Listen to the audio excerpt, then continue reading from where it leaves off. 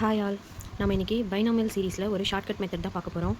இப்போது பைனாமியல் சீரீஸில் நம்ம வந்து இதை வந்து ஒர்க் அவுட் பண்ணி போடணும் அப்படின்னா நம்ம வந்து என்ன பண்ணணும், இதில் வந்து இதை ஃபுல்லாக சால்வ் பண்ணி ஸ்டெப் பை ஸ்டெப் போட்டு லாஸ்ட்டாக தான் நம்ம என்ன பண்ணணும், இதோடைய சம் ஆஃப் த சீரீஸ் வந்து நம்மளால் கண்டுபிடிக்க முடியும். இப்போ இதில் வந்து இந்த 4 ஆப்ஷனில் ஏதோ ஒன்று தான் வந்து கரெக்ட் ஆன்சர். அந்த கரெக்ட் ஆன்சர் எது அப்படின்னு சொல்லிட்டு கண்டுபிடிக்க போகிறோம். இப்போ மெயினாக இந்த ஷார்ட்கட்ஸ் வீடியோஸ் எதுக்காக போடுறோம் அப்படின்னா எக்ஸாம் டைமில் நம்மளுடைய டைமை சேவ் பண்ணுறதுக்கு தான். எல்லா சம்முக்கும் நம்மளால் ஷார்ட்கட் வந்து போட முடியாது. எந்தெந்த சம்ஸ்க்கு போட முடியுமோ அதோடைய ஷார்ட்கட்ஸ்லாம் நம்ம கற்று வச்சுக்கிட்டோம் அப்படின்னா நமக்கு வந்து எக்ஸாம் டைமில் ரொம்பவே டைம் சேவ் ஆகும். மற்ற கொஞ்சம் ஒர்க் அவுட் பண்ணி போடுற சம்ஸுக்கு நம்ம அதிக டைம் வந்து ஸ்பெண்ட் பண்ண முடியும். அதுக்காக தான் வந்து இந்த ஷார்ட்கட்ஸ் வீடியோஸ் வந்து இப்போ நான் போட்டுட்ருக்கேன். இது உங்களுக்கு யூஸ்ஃபுல்லாக இருக்கும்னு நினைக்கிறேன். இப்போது இதில் பார்த்தீங்க அப்படின்னா find the sum of the series கொடுத்துருக்காங்க. இதில் பார்த்தோம் அப்படின்னா 1 + 3/4 + 3.5 / 4.8 + எக்ஸெட்ரா அப்படின்னு சொல்லிட்டு கண்டினியூ ஆகிட்டே போகுது. இப்போ இதில் இதோடைய ஆப்ஷனில் வந்து √2 2^3/2 √3 2 கொடுத்துருக்காங்க. இந்த 4ல் எந்த ஆப்ஷன் கண்டுபிடிக்கணும். ஸோ இப்போ நம்ம ஃபஸ்ட்டு பைனாமியல் சீரீஸ் அப்படின்னா நமக்கு இந்த ஒரு ஃபார்முலா மட்டும் நல்லா மெமரி பண்ணி வச்சுக்கோங்க. 1 - x whole power -p/q = 1 plus இங்கே ரெண்டுமே மைனஸ் வந்துச்சு அப்படின்னா இங்கே எல்லா டேர்முமே நமக்கு எப்படி வரும், ப்ளஸில் வரும். Okay, 1 + p × x plus p × p + q / 2 factorial × x/q the whole square. இங்கே வந்து x/q வர மாதிரி இங்கேயும் x/q வரும். ஸோ அப்போ p/q × xன்னு வச்சுக்கலாம். இங்கே வந்து p × p + q / 2 factorial × x/q the whole square plus p × p + q p + 2q / 3 factorial × x/q whole cube அப்படின்ட்டு வரும்.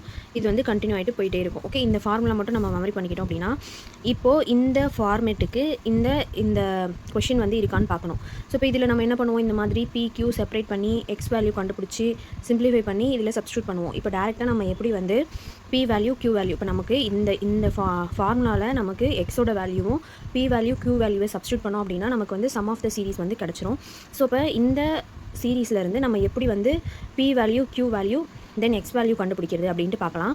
இப்போ ஃபஸ்ட்டு கொஷினை பாருங்கள். கொஷினில் வந்து மேலே பாருங்கள் 3 இருக்குது, இங்கே 3 5 இருக்குது, நெக்ஸ்ட்டு 3 5 7ன்னு இருக்குது. ஸோ இப்போ மேலே பார்த்தோம் அப்படின்னா எல்லாமே எப்படி இன்க்ரீஸ் ஆகிட்டு போகுது, 2 2வாக இன்க்ரீஸ் ஆகிட்டு போகுது.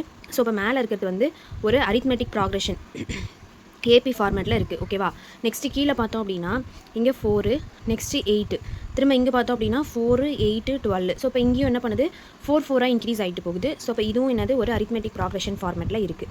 ஸோ இப்போ இந்த மாதிரி ஃபார்மேட்டில் இருந்துச்சு அப்படின்னா நம்ம ஃபஸ்ட்டு வந்து PQ வேல்யூ கண்டுபிடிக்கிறதுக்கு நியூமரேட்டரை தான் பார்க்கணும். மேலே பார்த்தோம் அப்படின்னா 3 3 5ன்னு இருக்கா. ஸோ இப்போ இது வந்து அரித்மெட்டிக் ப்ராக்ரெஷனில் இன்க்ரீஸ் ஆகிட்டே போகுது. ஸோ இப்போ இதில் இருக்கிற ஃபஸ்ட்டு நம்பர் தான் நமக்கான P வேல்யூ. ஸோ இப்போ P = 3 அப்படின்னு சொல்லிட்டு எடுத்துக்கலாம். நெக்ஸ்ட்டு Q வேல்யூ பார்த்தோம் அப்படின்னா இதுக்கான டிஃப்ரென்ஸ். ஓகே, இதுக்கு டிஃப்ரென்ஸ் பார்த்தோம் அப்படின்னா என்ன டிஃப்ரென்ஸ் வரும், இதில் வந்து இன்க்ரீஸ் ஆகிட்டே போகுது. ஸோ அப்போ +2 வந்து ஆட் ஆகிட்டே போகுது. ஸோ அப்போ Q = 2. ஸோ இப்போ இந்த சம்மை பார்த்த உடனே அரித்மெட்டிக் ப்ராக்ரெஷன் ஃபார்மேட்டில் இருக்கான்னு பார்க்குறோம். அந்த ஃபார்மேட்டில் இருக்குது. ஸோ இப்போ ஃபஸ்ட்டு நம்பரை வந்து நம்ம 3யை வந்து நம்ம என்ன எடுத்துக்கிறோம், Pன்னு எடுத்துக்கிறோம். இதோட டிஃப்ரென்ஸை வந்து Qன்னு எடுத்துக்கிறோம். ஸோ இப்போ நமக்கு P வேல்யூவும் Q வேல்யூவும் தெரிஞ்சிருச்சு. எக்ஸ் வேல்யூ மட்டும் நம்ம கண்டுபிடிச்சிட்டோம் அப்படின்னா நம்ம இதை வந்து சால்வ் பண்ணிடலாம். ஓகேவா, இப்போ எக்ஸ் வேல்யூ எப்படி கண்டுபிடிக்கிறதுனா இப்போ இதில் இருக்கிற செகண்ட் டேர்மை எடுத்துக்கோங்க. இதுதான் வந்து செகண்ட் டேர்ம். இது வந்து 1 வந்து ஃபார்முலாவில் வர்ற 1, இது வந்து எக்ஸ் டேர்மு, இது வந்து எக்ஸ் ஸ்கொயர் டேர்ம். ஸோ இப்போ இந்த எக்ஸ் ஸ்கொயர் டேர்மையும் இந்த ஃபார்முலாவில் இருக்கிற எக்ஸ் ஸ்கொயர் டேர்மையும் நம்ம என்ன பண்ண போகிறோம், ஈக்குவேட் பண்ண போகிறோம். அவ்வளோதான். ஸோ இப்போ P × P + Q / 2 factorial × x/q the whole square = கொஷினில் நமக்கு இங்கே என்ன கொடுத்துருக்காங்க 3.5 / 4.8ன்னு கொடுத்துருக்காங்க. இப்போ இதை சிம்பிளிஃபை பண்ணி நம்ம இந்த எக்ஸ் வேல்யூ மட்டும் ஃபைண்ட் அவுட் பண்ணிட்டோம் அப்படின்னா நம்ம இந்த ஃபார்முலாவில் சப்ஸ்டியூட் பண்ணி ஆன்சர் கண்டுபிடிச்சிடலாம். இப்போ பாருங்கள், Pயோட வேல்யூ வந்து நமக்கு தெரியும், என்ன கண்டுபிடிச்சிருக்கோம் 3.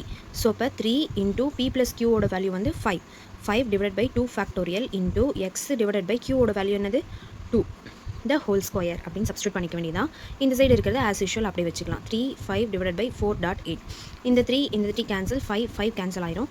நெக்ஸ்ட் இங்கே 2 கூட கேன்சல் பண்ணிடலாம். 1 2 is 2, 4 2s are 8. ஸோ இப்போ இந்த சைடு என்ன இருக்கும் அப்படின்னா x² / 2² = 1 / 4 × 4ன்னு இருக்கும். இப்போ எக்ஸ் ஸ்கொயர் மட்டும் இந்த பக்கம் வச்சுக்கிட்டு இது எங்கே கொண்டு போனோம் அப்படின்னா 2² / 4 × 4ன்னு வரும். இந்த 2^2க்கு ஒரு 4 வந்து கேன்சல் ஆகிடும்.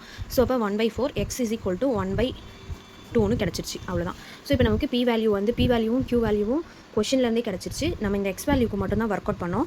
இப்போ என்ன பண்ண போகிறோம் அப்படின்னா இந்த ஃபார்முலாவில் சப்ஸ்டியூட் பண்ண போகிறோம். அவ்வளோதான். 1 மைனஸ் எக்ஸ் வேல்யூ என்ன கொடுத்துருக்காங்க 1/2 கண்டுபிடிச்சிருக்கோம். 1/2 கண்டுபிடிச்சிருக்கோம். பி வந்து 3 மைனஸ் வரணும். ஏன்னா ஃபார்முலாவில் நம்ம என்ன வச்சுருக்கோம் மைனஸ் வச்சுருக்கோம். ஸோ இப்போ -3/2 வரும்.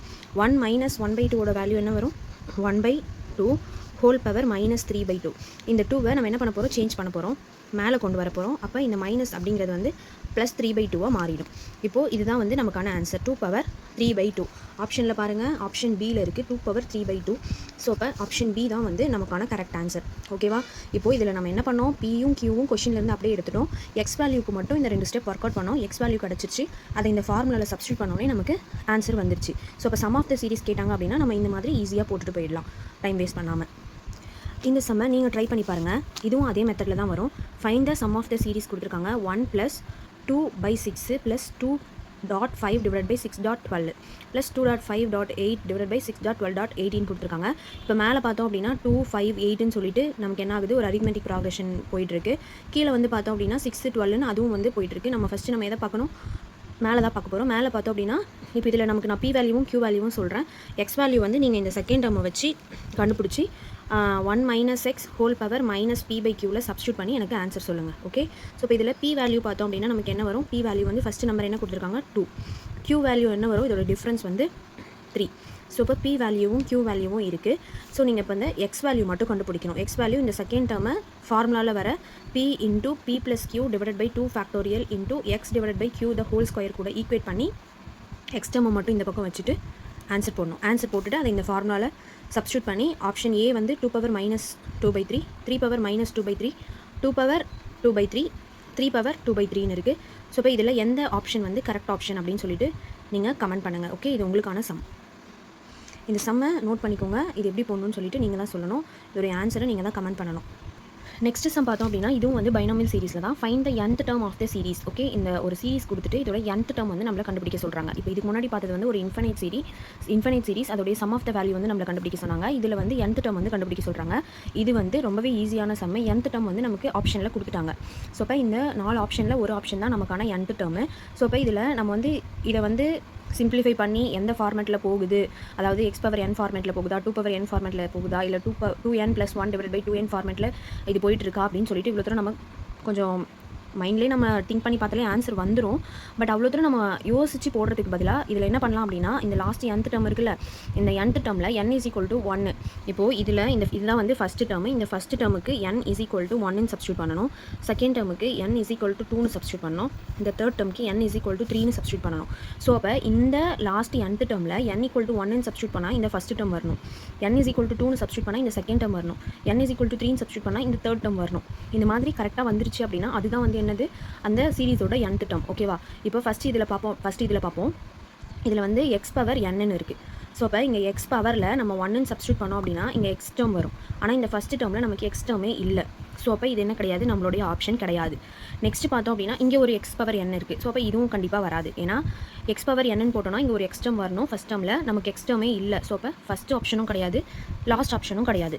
ஸோ இப்போ இந்த 2 ஆப்ஷனில் ஏதோ ஒன்று தான். அப்போ இது ரெண்டுத்தில் ஏதாச்சும் ஒன்றுத்துக்கு நம்ம சப்ஸ்டியூட் பண்ணி பார்ப்போம், எது வந்து கரெக்டாக வருதுன்னு பார்க்கலாம். இப்போ ஃபஸ்ட்டு பார்த்தோம் அப்படின்னா 2⁴n + 1 / 2⁴n கொடுத்துருக்காங்க. இப்போ இதில் பார்த்தோம் அப்படின்னா x⁴n - 1ன்னு வருது. ஸோ இப்போ 1 - 1 போட்டோம் அப்படின்னா x⁴0 வந்துடும். ஸோ இப்போ இந்த டேர்ம் வந்து இங்கே x டேர்ம் இல்லாத ஒரு நம்பர் வரும். ஓகே, இதுலேயும் அதே மாதிரி x டேர்ம் இல்லாத ஒரு நம்பர் தான் வரும். ஏன்னா 1 - 1 x⁴0ன்னு வந்துடும்.